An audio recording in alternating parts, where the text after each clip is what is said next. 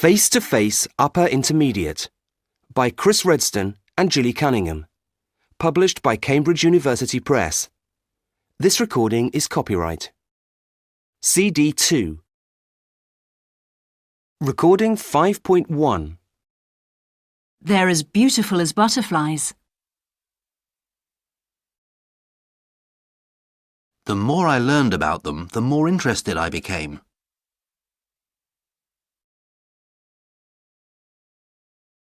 Koi are getting more and more expensive.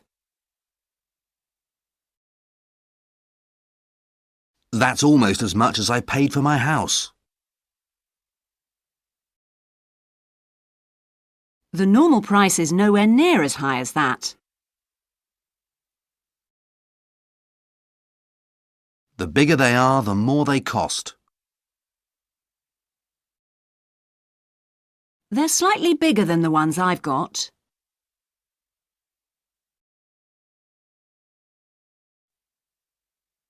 Recording 5.2.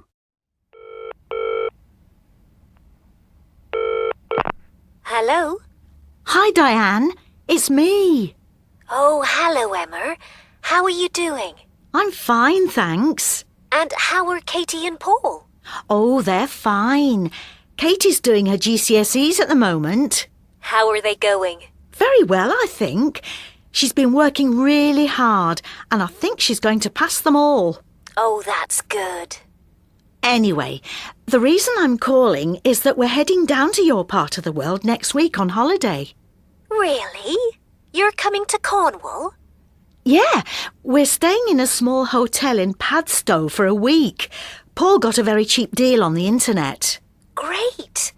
Well, we'll have to meet up sometime. Yes, definitely. Have you got any plans? Well, we're going to take Katie to the Eden Project. She's thinking of doing environmental studies next year. Oh, right. So I thought she'd enjoy it. Paul's not too keen, though. It's not really his thing. Oh, I'm sure he'll have a great time. It's supposed to be really interesting. Actually, we were wondering if you'd like to come with us. Yes, I'd love to. Which day are you going? We're not sure yet. What do you think? Well, I've heard it's less busy towards the end of the week. How about Thursday, then? That's a week today. Or will you be working that day? No, don't worry. I'll take a day off. That shouldn't be a problem. Actually, there's a programme on TV about the Eden Project on Saturday evening. Really? When? Let me have a look. It's on BBC2 and it starts at 7:30. Thanks. We'll try to watch it. So, how will you be getting to the Eden Project? By car. Actually, we'll be driving through your village so we can pick you up on the way. Sure you don't mind? Course not. It'll be great to see you. You too. It's been a long time. Yes, it has, hasn't it?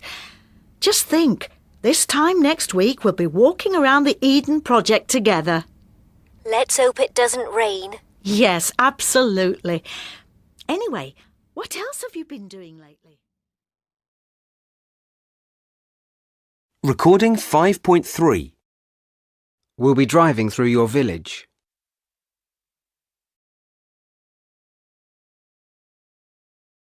We'll be walking around the Eden Project together.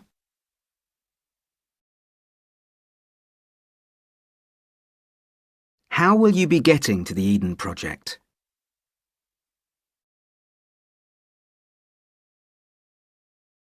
Will you be working that day?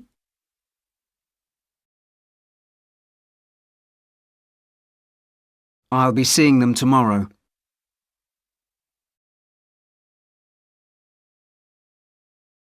He won't be coming to the party.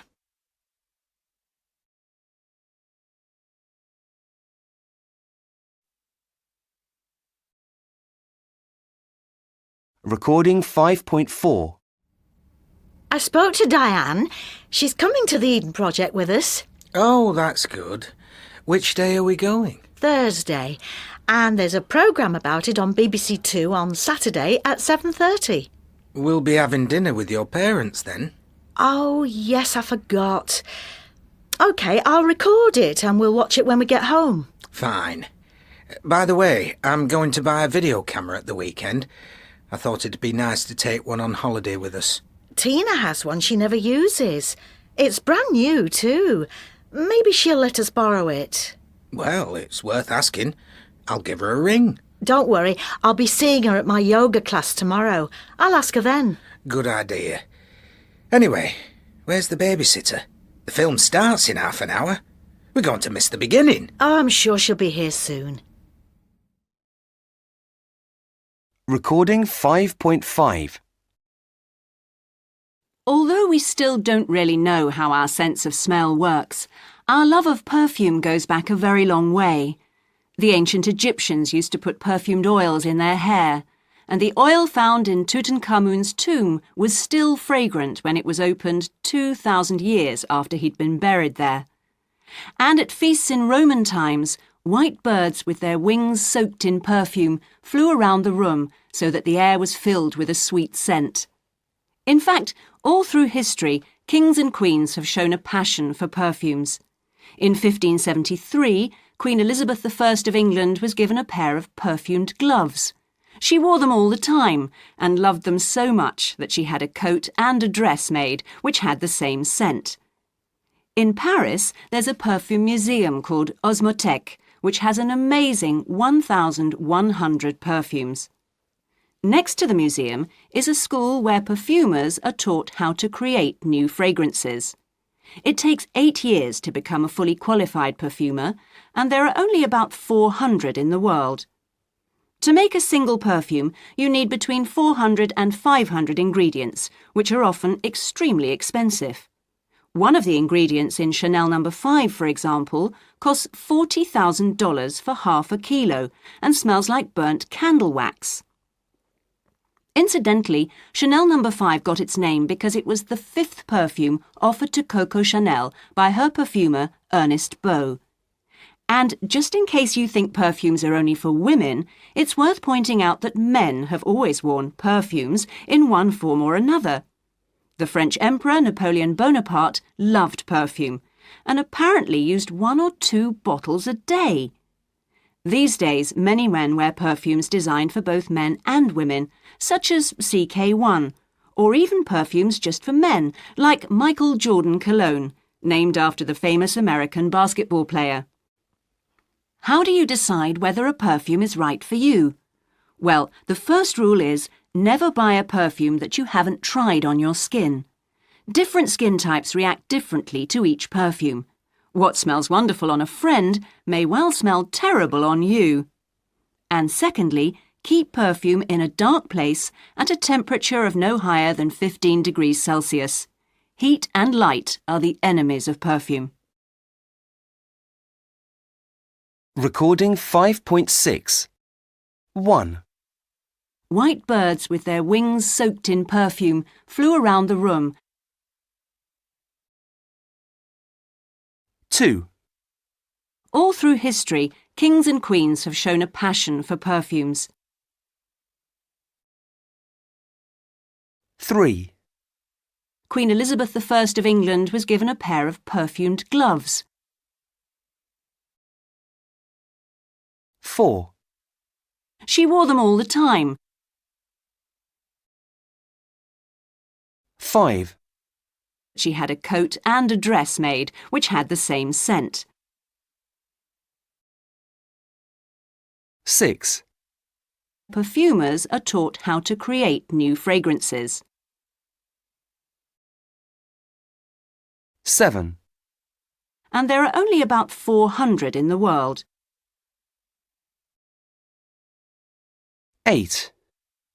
Many men wear perfumes designed for both men and women. 9. How do you decide whether a perfume is right for you?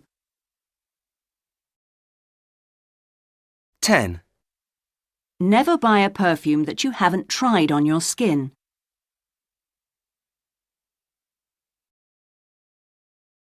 Recording 5.7. George, Have you ever worked out your ecological footprint? No, but it sounds complicated. Oh, you can do it online in 5 minutes. I did it today. And? Well, it was a bit disturbing, actually. It told me that if everyone in the world had a lifestyle like me, we'd need 2.3 planets to survive. Wow. Yeah, makes you think, doesn't it? Our lifestyle simply isn't sustainable. Maybe, but I don't see how we can really change it. I mean, I recycle newspapers, turn off the TV at night, that kind of thing. Are you suggesting we all, go and live in caves or something? No, that's not what I'm trying to say. What I meant was that there are lots of other things we can do, not just recycling or saving energy. Like what? Well, take food shopping, for example. Do you ever wonder how far the food you buy has travelled to get to your local supermarket? That's an interesting point. I've never really thought about that. Well, a lot of it's flown halfway around the world, which you know causes greenhouse gases. So it'd be much better if everyone bought food that's produced locally. But if we all stopped eating, say, bananas, then the economies of some Caribbean countries would collapse overnight. How moral or ethical would that be? Fair enough, but I still think that we should eat more locally produced food and avoid stuff that has too much packaging. Yes, but then again, the packaging keeps the food fresh. We're not going to... nobody's going to buy food that's gone off, are they? No, of course not.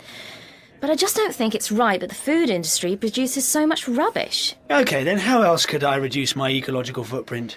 Let me think. Well, you could become a vegetarian. Really? Why'd you say that? Well, one argument in favour of being vegetarian is that farming animals is so wasteful and uses so much energy. Did you know that 1 hectare of land can produce enough soya to feed 600 people, but only enough beef to feed 20 people? Really? Wow. Yeah, and you need 100 times more water to produce a kilo of beef than a kilo of wheat. It's just ridiculous and completely unjustifiable. Oh, I don't know about that. I think people should have the right to eat whatever they want. I mean, are you saying that human beings shouldn't be allowed to eat meat? No, that's not what I meant. All I'm saying is that meat production is very damaging to the environment. Well, some people would argue that it's the customer's fault, not the farmer's. That's exactly my point. It's up to us to change things. Anyway, we'd better order. What do you fancy? Well, it's hard to say. I was going to have a burger, but now I think I'll just have a salad. Good choice. Recording 5.8. I think people should leave their cars at home more often. Maybe, but I don't see how you can ask everyone to give up their cars. No, that's not what I'm trying to say. What I meant was people should use public transport if they can. Fair enough, but I still think a lot of people prefer to drive. All I'm saying is that cars are a big environmental problem. Yes, but then again, public transport is often more expensive. I know, but it'd be better if we thought about how much transport costs the planet, not just ourselves. That's an interesting point. I've never really thought about that. Recording 6.1. The section of Kate Fox's book explaining the rules of queuing is fascinating, and the English obey these rules without thinking about it. Jumping a queue will certainly annoy those people queuing properly. However, despite feeling intense anger towards the queue jumper, the English will often say nothing. Staring angrily is more their style. Then there are the rules for saying please and thank you. The English thank bus drivers, taxi drivers, anyone giving them a service. In fact, the English spend a lot of time saying please and thank you, and they hate not being thanked if they think they deserve it. Not saying thank you will often cause a person to sarcastically shout out, "You're welcome." Recording 6.2. I don't care how long it takes. I want it right. Okay, sorry. I'll have it for you by the end of the day. Look, Bruce is having a go at someone again. By the way, are you going to his leaving party? I might go for a bit. Yes, me too. You know, I'll miss him in some ways. Well, you don't have much contact with him, but I do. And I won't be sad to see him go. He's He's extremely difficult to work with. He doesn't listen to anyone. Yeah, I was in a meeting with him once and nobody could get a word in. And he's so bad-tempered. If he's like that in the Leeds office, he's bound to upset people. Well, he's unlikely to change his personality overnight. But the Leeds office isn't doing well. And you know, he could improve things there. Yes, it probably will. Although I can't imagine they'll like him.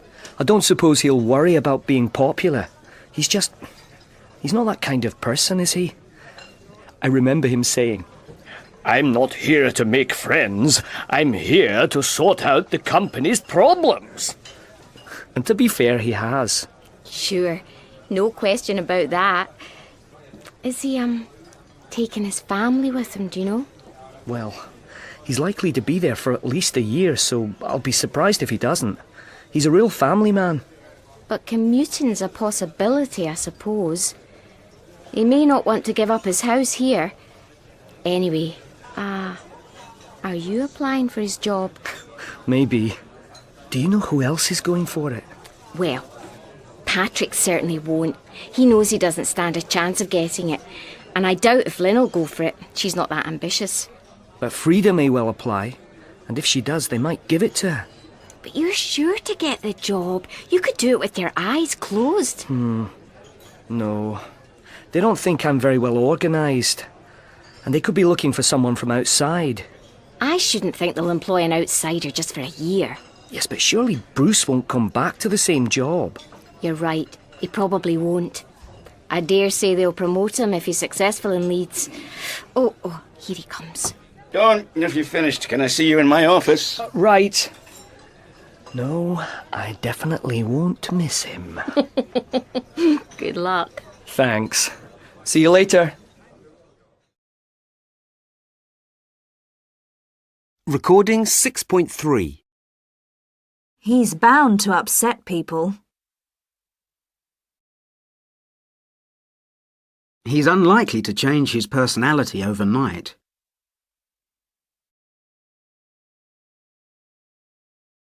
I can't imagine they'll like him. I don't suppose he'll worry about being popular. He's likely to be there for at least a year.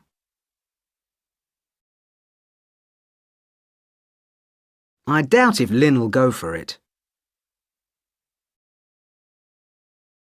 But Frida may well apply. But you're sure to get the job. I shouldn't think they'll employ an outsider.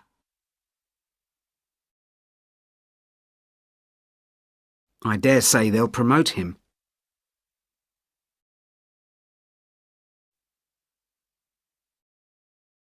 Recording 6.4.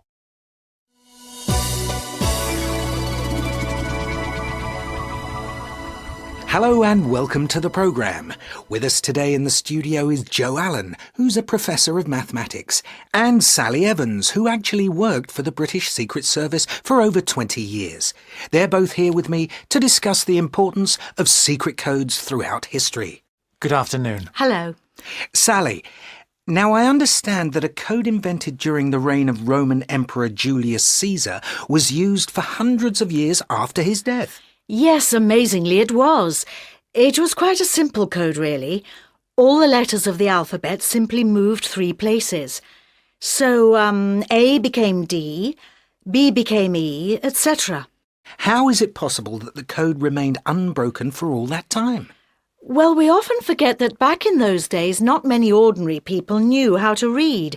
So that's probably one of the main reasons why it lasted so long. When did people start working out how to break codes? Well, one of the earliest people to ever break coded messages was an Arab mathematician called Al-Kindi, who lived in the 9th century. He was an extremely intelligent man, and he wrote 290 books on medicine, linguistics, astronomy and mathematics. He even wrote 1 or 2 on music. At the time, he was known as the philosopher of the Arabs, and In fact, his book on deciphering codes was only rediscovered relatively recently in Istanbul in 1987. Yes, and actually it was because he knew a lot about maths and languages that he was able to understand how a code could be broken. He did it by working out how frequently each letter was used in a language. Can you explain that in a little more detail? Yes, for example, let's take the English language. If you take any general text in English, you'll find that the letter E is the most frequent. And when you've worked out how often each letter appears, then you have a way of breaking the code. Ah, I see. So you look for the most common letter and you assume that letter represents the letter E. That's right. And letters in the code that have a very low frequency will probably represent Q and Z because they only occur very rarely in English. That's very interesting. But do all codes use letters of the alphabet?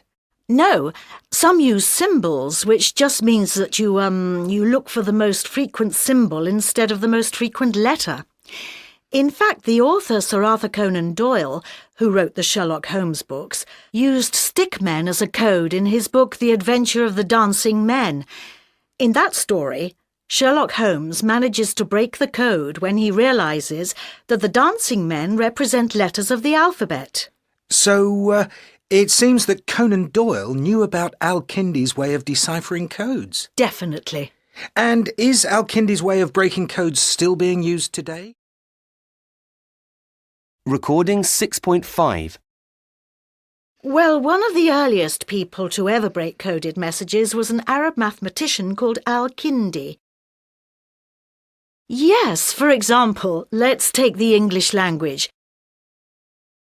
So you look for the most common letter and you assume that letter represents the letter E. Recording 6.6. 1. Come in. Hello, Angus. Sorry to bother you, but have you got a minute? Sorry, this isn't a good time. I'm really up against it at the moment. Is it urgent? No, not really. I just wanted to go over these figures. Don't worry, some other time. Yes, give me an hour or so. OK, see you later. Thanks. 2.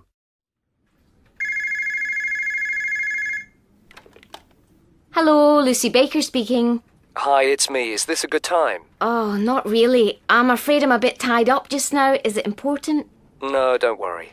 I just wanted to ask you about house insurance, but I'll catch you later. Thanks. Oh, and Martin, can you pick something up for dinner? Sure. See you later. Bye. Bye. 3. Come in. Hello, Claire. Sorry to disturb you, Miss Baker. I was wondering if I could see you for a moment. I'm rather pushed for time at the moment. Can it wait? Yes. It's not urgent.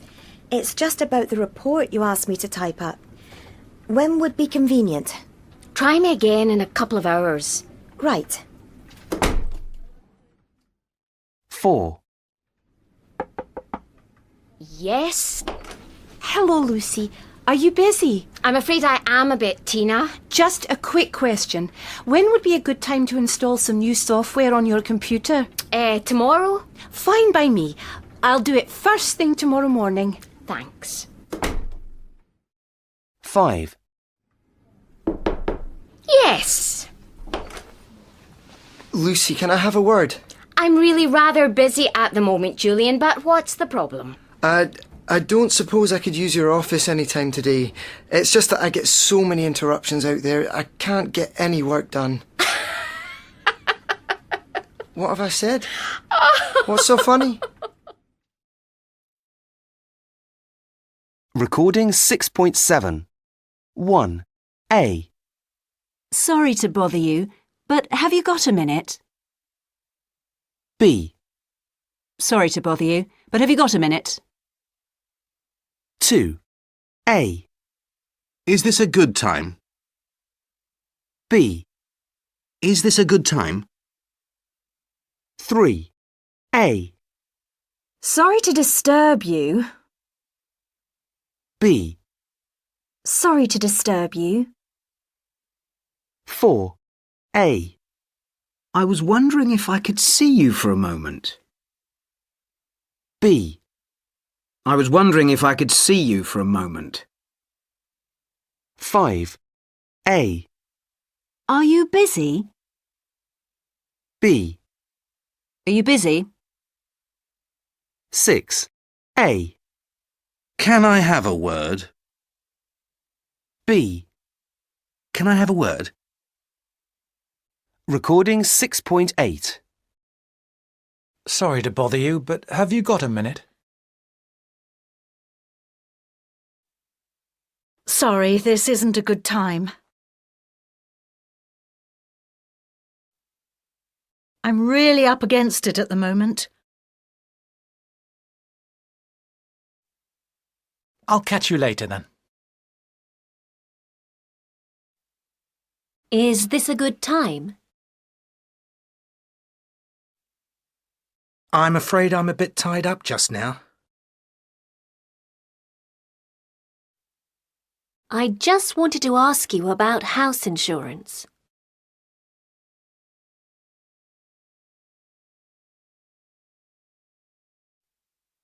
Sorry to disturb you. I was wondering if I could see you for a moment.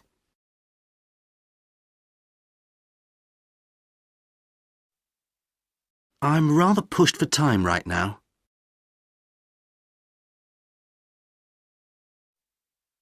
When would be a good time? Can I have a word? I'm really rather busy right now. Don't worry, it's not important.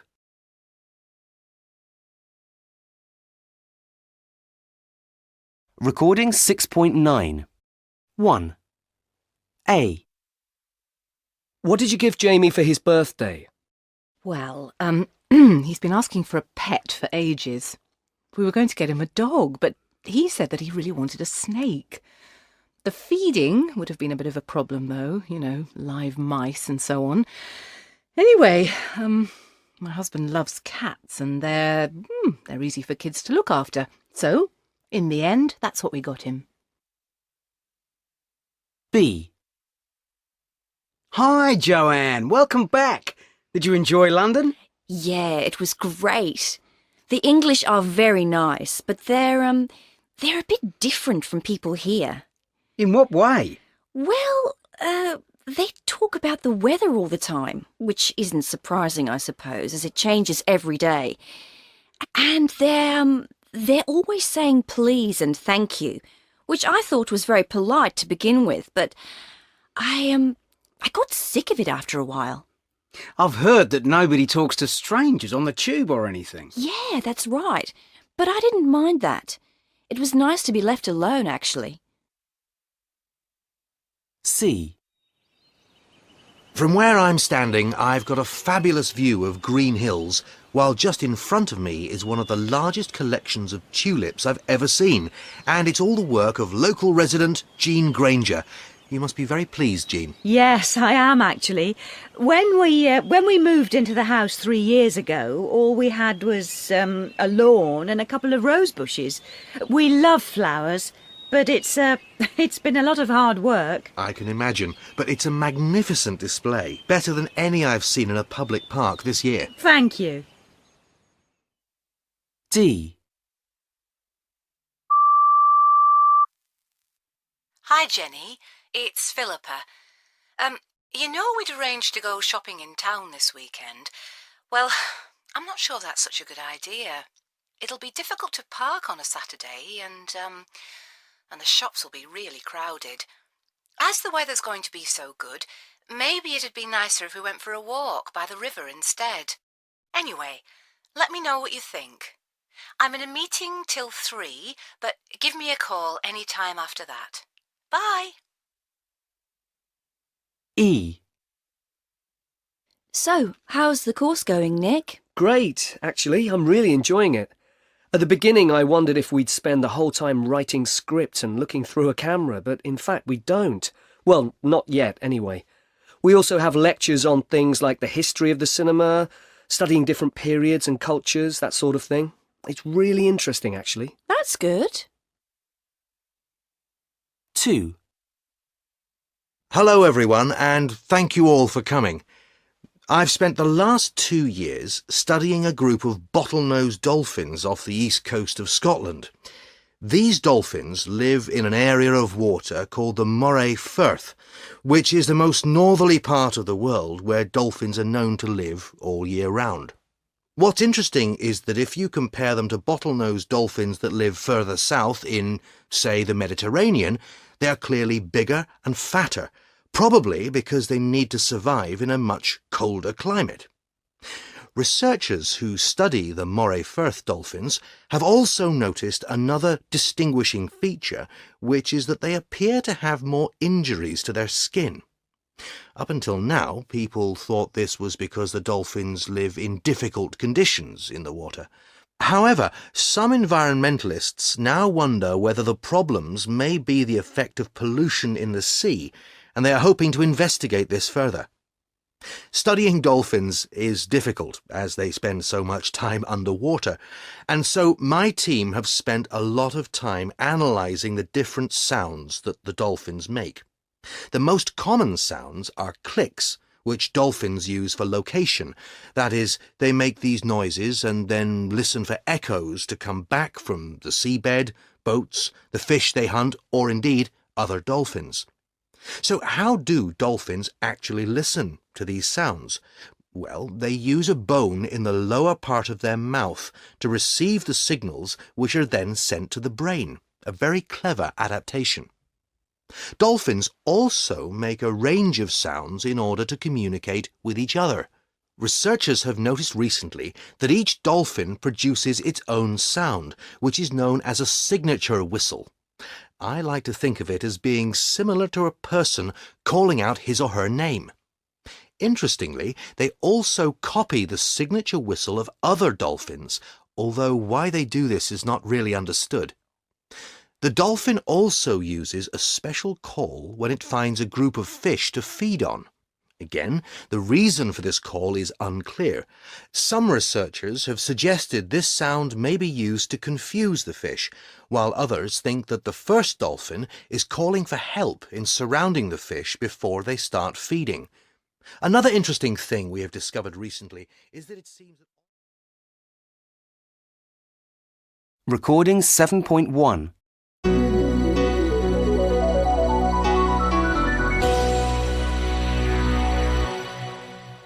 A new survey out today has revealed that we're spending more time than ever waiting in airport departure lounges. So we sent our reporter Nicole Watson to Heathrow to find out how people are passing the time there.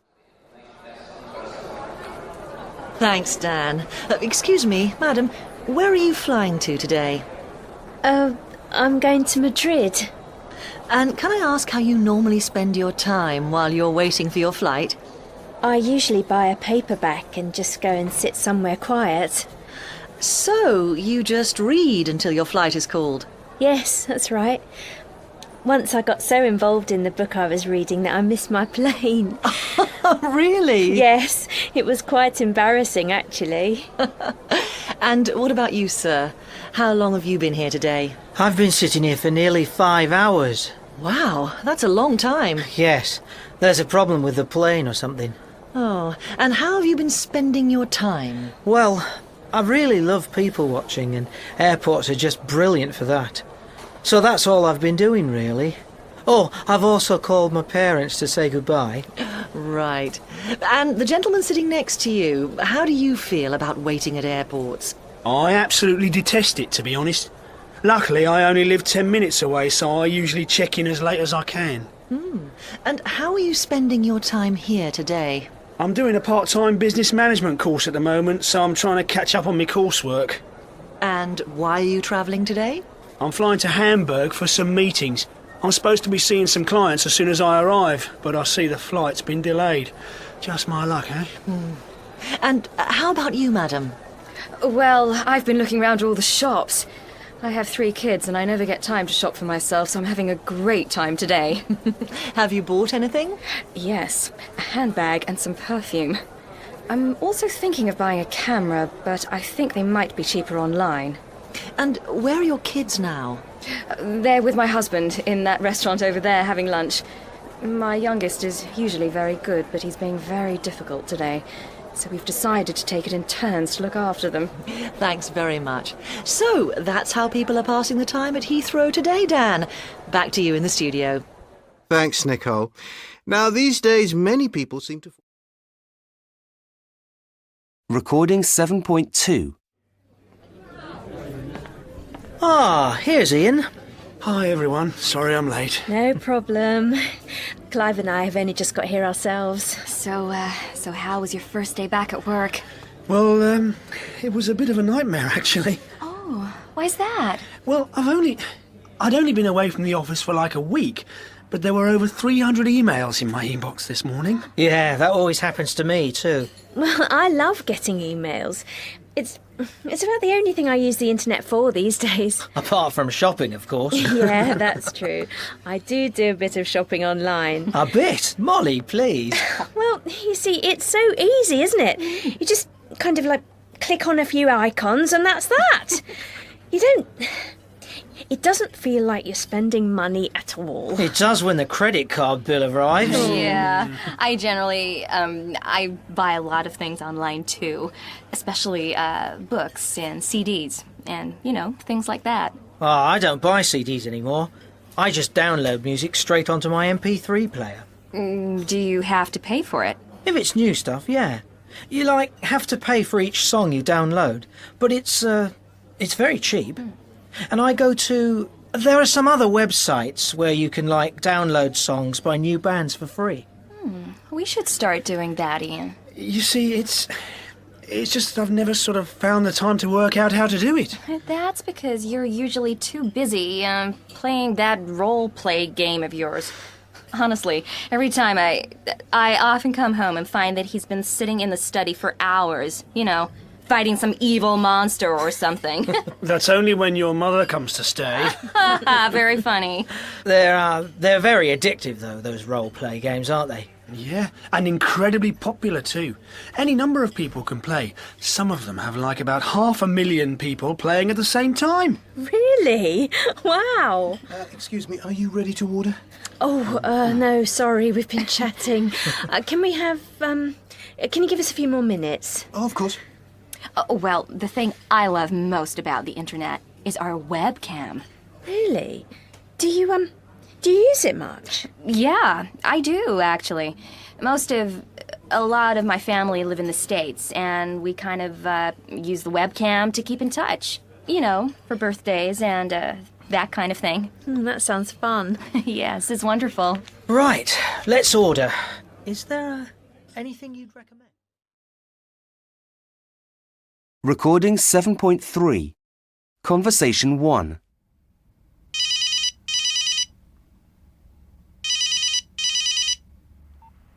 Hello? Hi, is that Tony? Yes. Hi, it's Greg. Greg Robertson? Greg! Hey, I haven't heard from you for months. How are you? I'm good, thanks. Listen, I'm calling from Sydney on my mobile, so I can't be long. It's probably costing me a fortune. So, what's going on in... Anyway, the reason I'm... sorry, there's a bit of a delay on the line. Shall I call you back on your landline? No, don't worry. This is just a quick call to... I'm flying... Tuesday. You'd like to meet... Evening. Sorry, you're breaking up a bit. I didn't catch all of that. Is that any better? Yes, I can hear you now. I said, I'm flying to London next Tuesday. Really?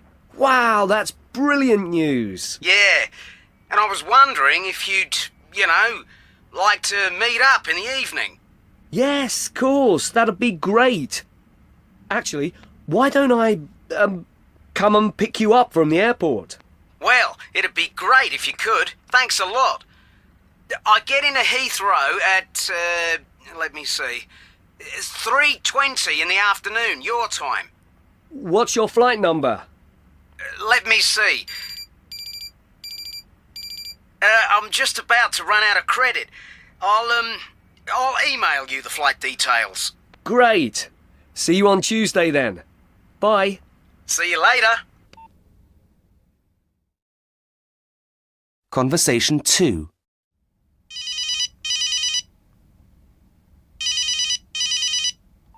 Hello, Harry. Hello, Tony. How are things? Oh, not bad, thanks. I'm just about to go and see those new clients, you know, the software company. Good. Hope it goes well. Anyway, the reason I'm calling is that we're having a planning meeting next...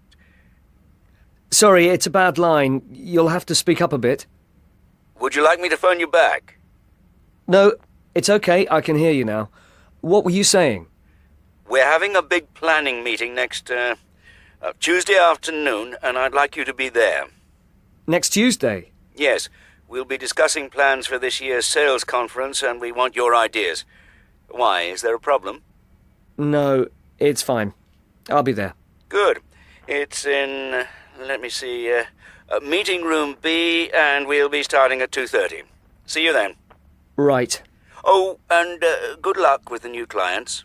Thanks.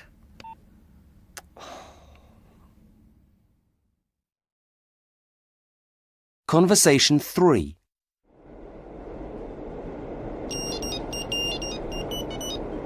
Hello? Hello, Jenny. Oh, hi, Tony. How's your day going? Fine. What about you? Oh, not too bad, thanks. Busy, as usual. I can't hear you very well. Where are you? I'm on the train. Oh, okay. That's why. Yeah, the reception isn't very good here. Do you want me to give you a ring later? No, it's okay.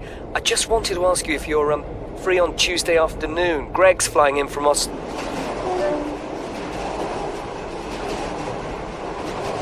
Sorry, I didn't get any of that. We just went through a tunnel. I said Greg's flying in from Australia on Tuesday. Greg Robertson? Wow, great! Yeah, the thing is, I've got to go to a meeting that afternoon. Can you pick Greg up from Heathrow? Yes, sure, no problem. I'm not working that day. Great. Maybe that evening people around you want? Oh, I keep losing you. Say that again. I said that maybe that evening we could,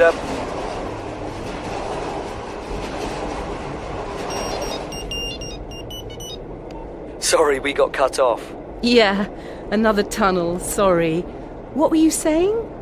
I was saying that maybe we could have some people round that evening, you know, for dinner or something. Fine, good idea. Let's talk about it later. I think my battery's about to run out. Okay, have a good journey. Speak soon. See you tonight.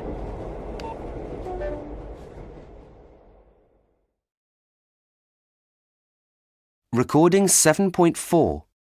1. Why don't we meet outside the cinema at 7? Sorry, I didn't get any of that. It's a bad line. I said let's meet outside the cinema at 7. I keep losing you. Shall I call you back on your landline? Yes, if you don't mind. I think my battery's about to run out. 2. The meeting's at 3:30 in room F.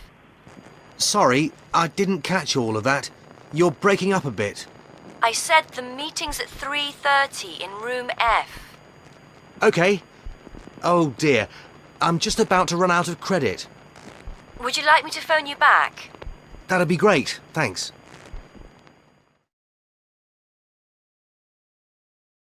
Recording 7.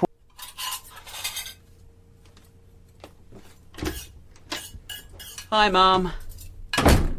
Oh, hello, Eddie. Brought the car back. Thanks. Did you put any petrol in it? Sorry, I couldn't. I'm a bit short of money. In fact, I'm £50 overdrawn, and the rent's due on Friday. You couldn't, lend me a couple of hundred, could you? It's about time you found yourself a proper job. Acting is a proper job. So you keep telling me. Oh, please, Mum. I'll pay you back, I promise. Oh, all right. £200, you say? Yeah, that'd be great, thanks. I'll have to see how much I've got in my savings account first. But this is the last time, Eddie. Yeah. You always say that, Mum. No, I'm serious. It's about time you grew up. If you had a job, you wouldn't have to borrow money from me all the time. I wish I could spare the time, Mum, but, you know, it's all these auditions I have to go to. Yes. Well, I hope you get something soon. But still, I wish you weren't chasing these impossible dreams. What impossible dreams? Oh, you know, dreams about becoming a film star. Yeah, well, actually, I'm hoping to hear from my agent about an audition I did for a TV advert. She hasn't phoned, has she? I gave her this number. No, sorry, she hasn't. I hope she calls. What's wrong with your mobile, anyway? I lost it. That's why I gave her this number. Oh, I wish you'd take more care of your things. How many is that you've lost? Only 2. And the first one was stolen. Yes, so you said. Anyway, what's the ad for? Norland Bank. I'd be a customer who's asking for a loan. Well, if you get it, you won't have any problem learning your lines then, will you? Oh, but I won't keep going on about it. Anyway, it's time to go. I have to be at work by 6. Oh, I wish I knew where your father was. He needs the car later tonight, so he was going to give me a lift to work. Can you drive me and then bring the car back for Dad? It's time you got your own car, Mum. Yeah. Well, when you pay me back all the money you owe me, I'll be able to afford one, won't I? Recording 8.2. 1. I wish I had more time. I wish I'd had more time. 2. I wish he talked more slowly. I wish he'd talk more slowly. Recording 8.3. 1. I wish she lived a bit nearer. I wish she lived a bit nearer. 2. I wish he'd bought chocolate instead. I wish he'd bought chocolate instead.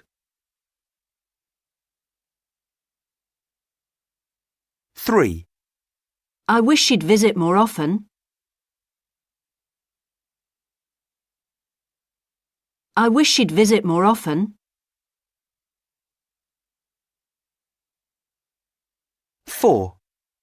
I wish he worked for us. I wish he worked for us. 5. I wish I'd had enough time to finish. I wish I'd had enough time to finish. 6. I wish I earned a bit more money. I wish I earned a bit more money. Recording 8.4. I wish the ad hadn't been so big.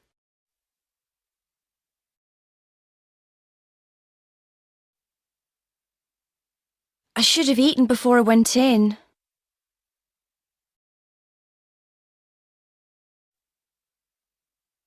I wish I'd learned this stuff about the brain before.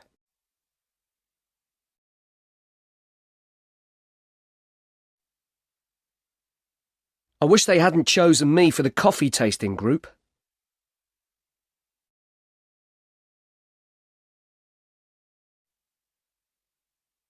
I should have started doing this years ago.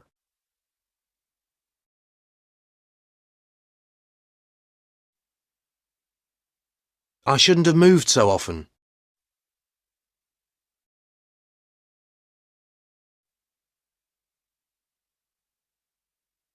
Recording 8.5. Good meal, Ruth? Yes, it was excellent, I thought. Another glass of wine? No, thanks. Just some more water, please. Do you want coffee? No, I'm fine, thanks. Could we have the check, please, Jack? Certainly, ma'am. Look, this is on me. But Graham, You bought dinner yesterday. Don't worry, it's on expenses.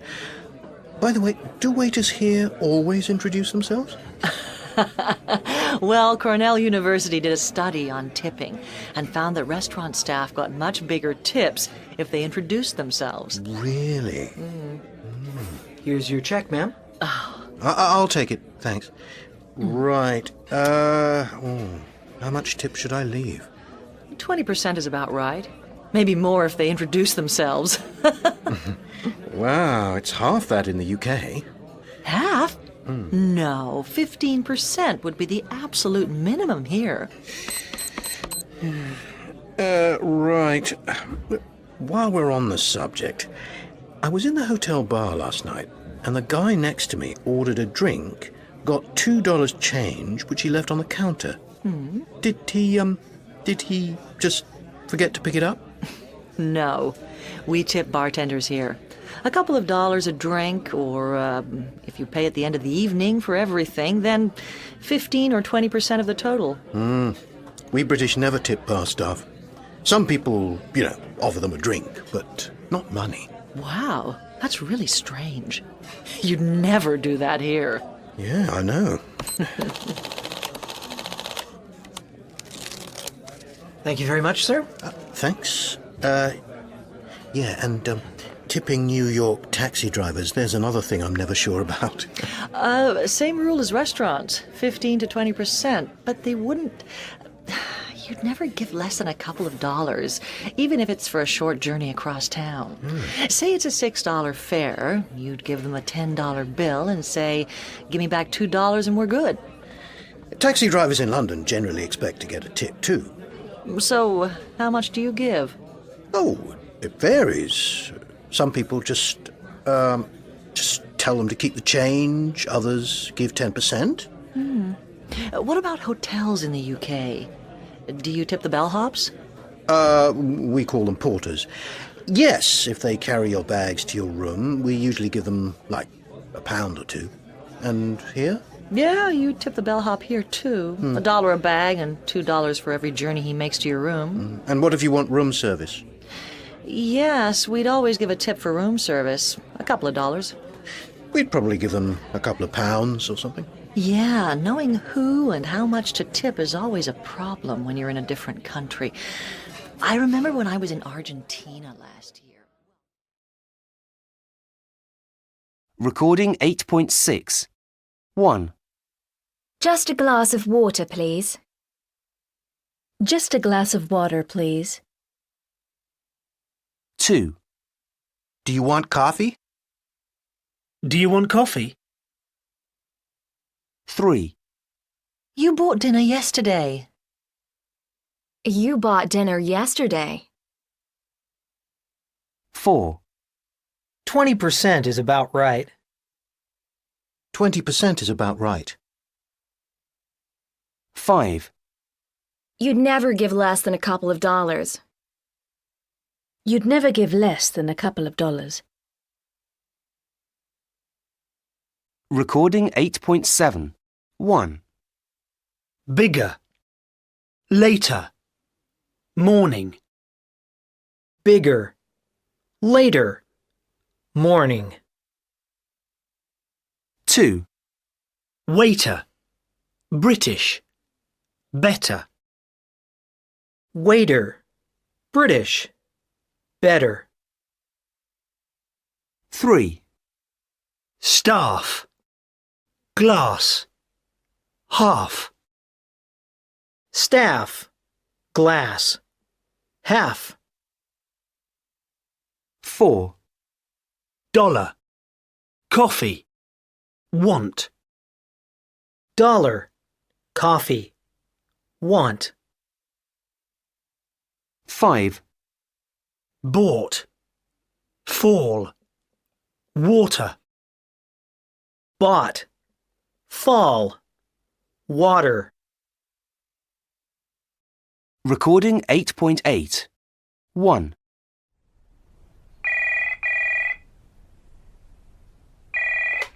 Hello? Eddie, it's Cynthia. Look, I'm sorry that I didn't get back to you sooner. I didn't realise the time. It's been mad here today. Oh, hi, Cynthia. Don't worry about it. I haven't been waiting that long. Well? Bad news about the Norland Bank advert, I'm afraid. You didn't get the part. However, they do want you to do a voiceover for a series of cat food ads. Could be quite good money. Oh, I wish I'd got the bank advert. But, okay, what are they offering? Sorry, forgot to ask. Never mind. I'll take anything at the moment. They'll have a contract for you to sign at the recording studio. You need to go to the studio. 2.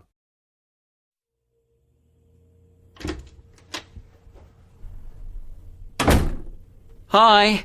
How was work? Oh, quite busy for a Monday evening. Not a great night for tips, though. What are you doing with those flowers? Oh, I'm really sorry.